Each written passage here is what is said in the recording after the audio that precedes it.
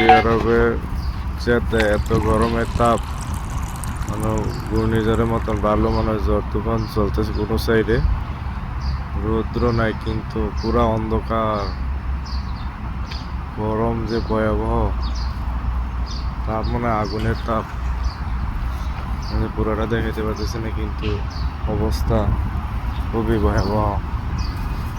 আপনারা যদি কিছুক্ষণ দাঁড়ায় থাকেন মনে হবে আপনার শরীরে পুরা চামড়া পুড়ে যেতেছে, কিন্তু আর রৌদ্র নাই, কিন্তু এই যে কোথাও হয়তো বা ভালো ঘূর্ণিঝড় উঠেছে, তাপের অবস্থা প্রচুর খারাপ।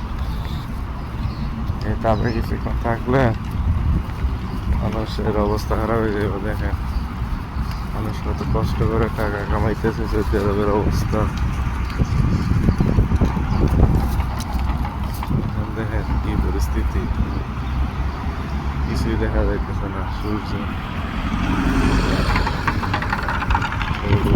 সব হয়ে যাইতেছে।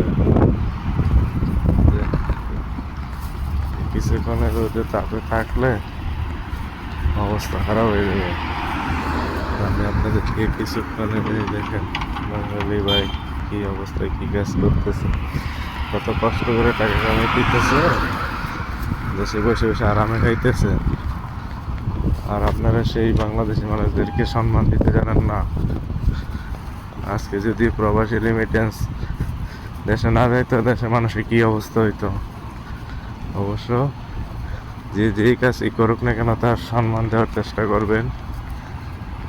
আশা করি আমার ভিডিওটা দেখে বুঝতে পারবেন সৌদি আরবে যে তার যে অবস্থা বর্তমানে চলতেছে, যে পরিস্থিতি।